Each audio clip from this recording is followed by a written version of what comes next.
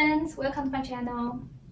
I was exhausted last week as I switched from array to linked list. For arrays, the most difficult part is to understand the problem to come up with a solution. But for linked list, the easiest part is to understand the problem and coming up with a solution.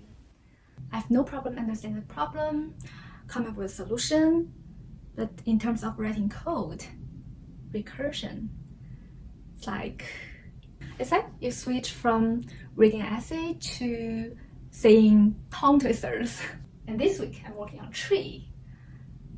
The easiest part is to come up with recursive solutions. There's always a surprise. Okay, let's show our respect to this array problem.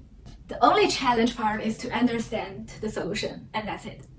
If you like this video, please give a like and subscribe. That helps a lot.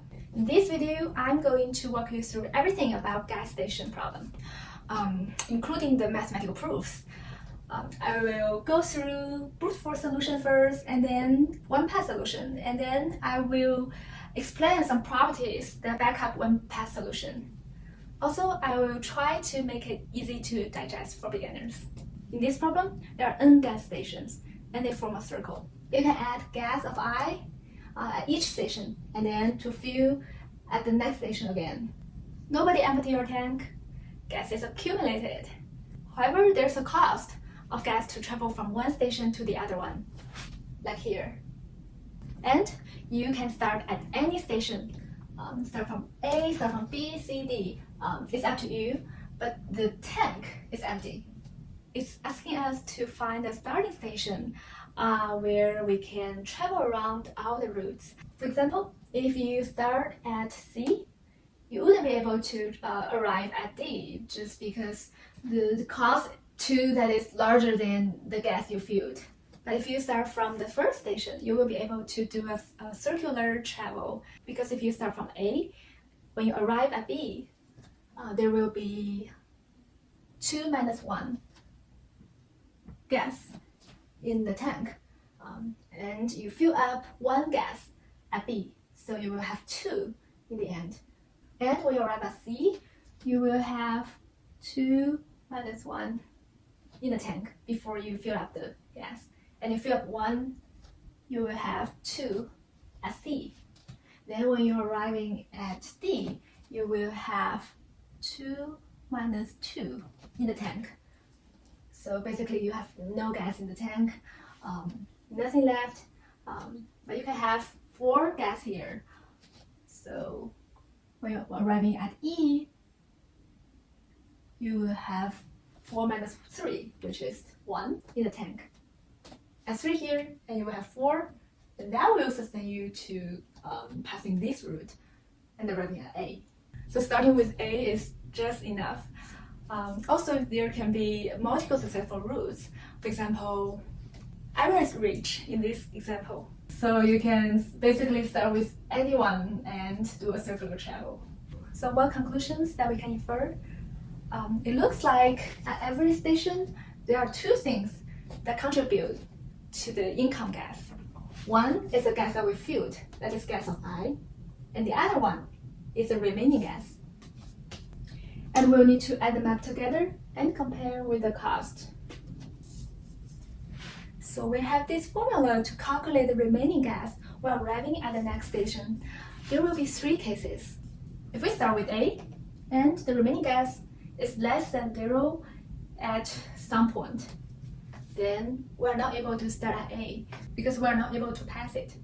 For example, if we start from C, and when we arrive at D, the remaining gas will be 1 minus 2, and that will be a negative number.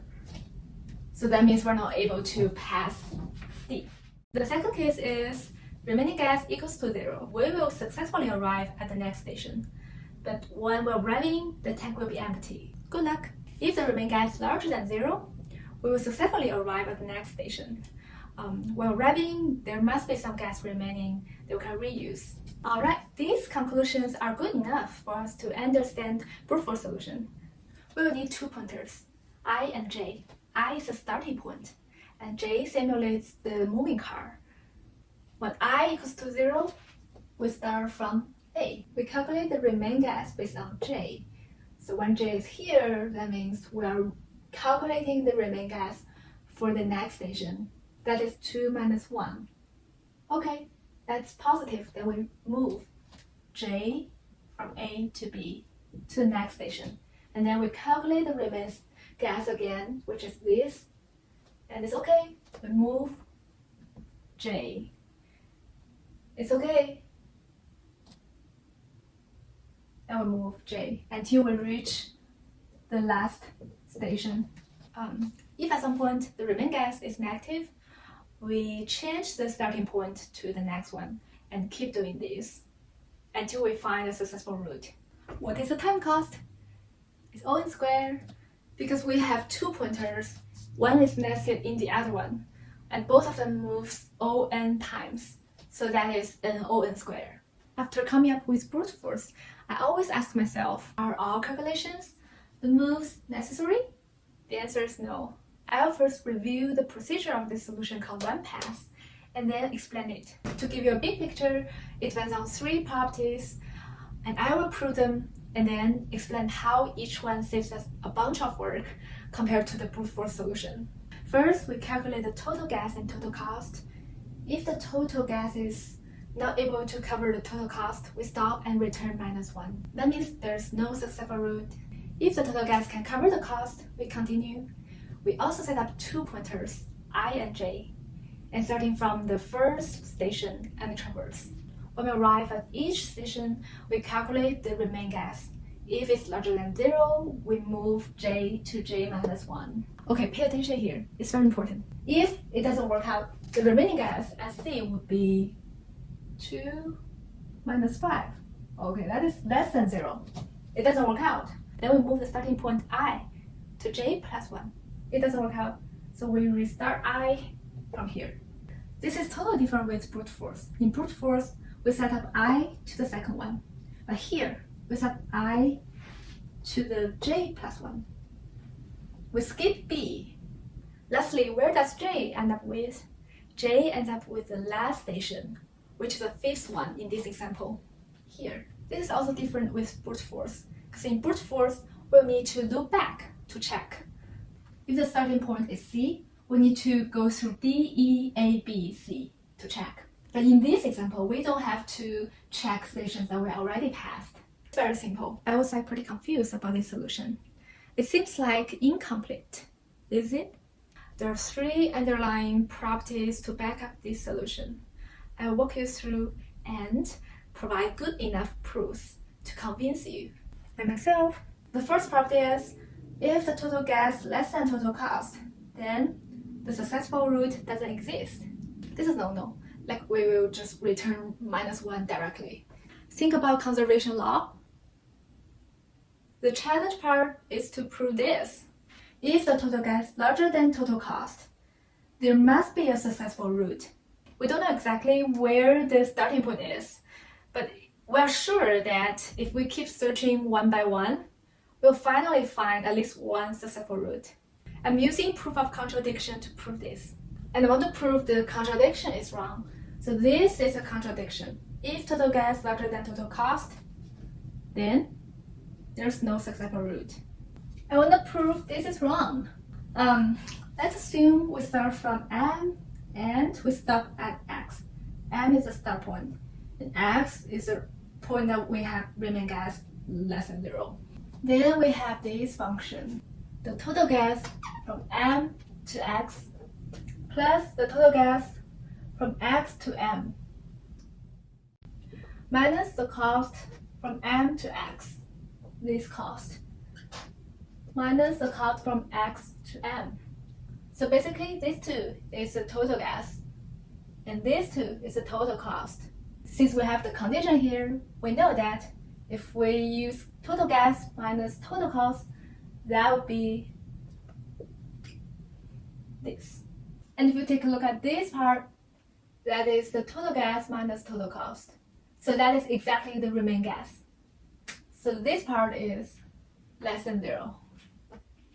Like it's -A, and maybe like -1, -2, -3, for example.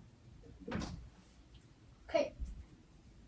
And if a negative number plus something that is larger than 0, what is this number? So this number would be larger than 0, and that's not enough. It has to be larger than a. If this part is -1, then here should be like 2 or 3 or 4. If it's -2, then this part should be 3. This part should be 4 if this is -3. Only in this way their addition could be larger than 0. Does this part have some meaning? That would be the remaining gas if we start from x to m. So the remaining gas from x to m is larger than a. If this is the case, then we can just simply start from x instead of m. Because if we start from x, when we arrive at m, we'll have gas larger than a, say a plus 1.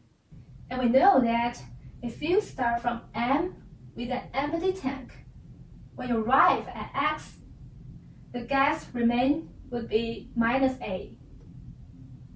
But this time we have a plus 1. So the gas will be enough for us to arrive at x. Therefore, this is wrong. So we are able to find the successful root. If this is wrong, then the contradiction will be right, which is this one. So this is proved. You may ask, what if I start from x and stop somewhere here, here? Since you only proved that the total from x to m is larger than a. But maybe I could fail at somewhere here. For example, in this case, this is m, this is x. We're not able to start from m to x. The remaining gas at x is negative. If you start from x, there's no gas left at here, and you add 1, you're not able to reach y. So you just start here. If this is the case, then y is a new x. According to our proof, x is a station where the remaining gas would be less than 0. Now we know if the total gas is larger than total cost, there must be a successful root. With this property, we check total gas and total cost at the very beginning. If it doesn't qualify, then we return -1. We hope this trick can help filter out some obvious silly input. I like to put it before the algorithm, just because my brain works like this as well. The third property is, if we start from A to D fails, then it will also fail if we start with any station between A to D. For example, B to D fails, C to D fails. Consider this. We increase the cost here from C to D. In this way, if we start from A, we're not able to arrive at D. In the brute force, if it doesn't work out, we have to start with B to check. Is it necessary? Nope. We don't have to check from B because we know that it won't pass D for sure. Why? These two are totally the same, except the gas at A reduced from 2 to 1. And if we start from B, that equals to we start from A, but adding only one gas, it will cause a gas. So the remaining gas will be 0 at B. So that equals to A doesn't provide us any benefits. We know that A to D fails. So even if A provides us some extra benefit, like we have some remaining gas at B, but one remaining gas at B, that gas doesn't sustain us to arrive at D. Let alone it doesn't provide any benefit. We could provide by contradiction. If B to D works, then A to D should also work, because A may provide extra benefits, extra gas for the trip. This contradicts with the assumption that A to D is a failure. With this property, we further conclude that once we find the failure path, we can set up the starting point at the next point. The third property is, with enough total gas, if there's a successful path from X to the last station, then the starting point X must be valid.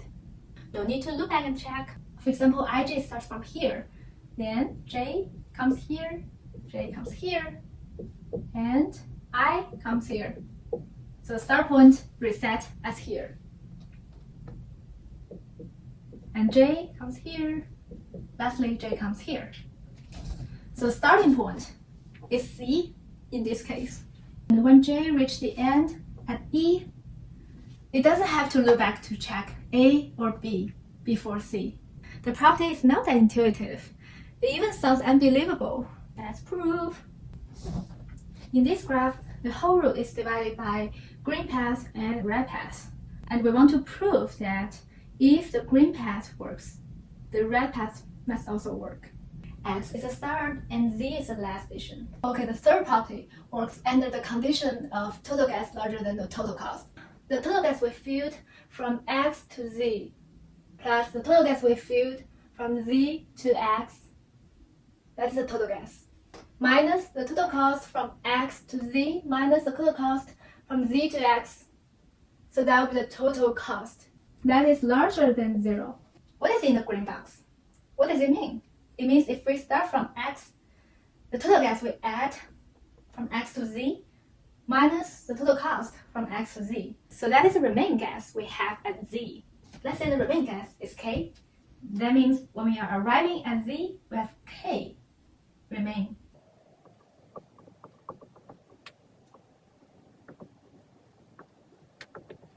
K plus gas from Z to X minus cost from Z to X larger than 0.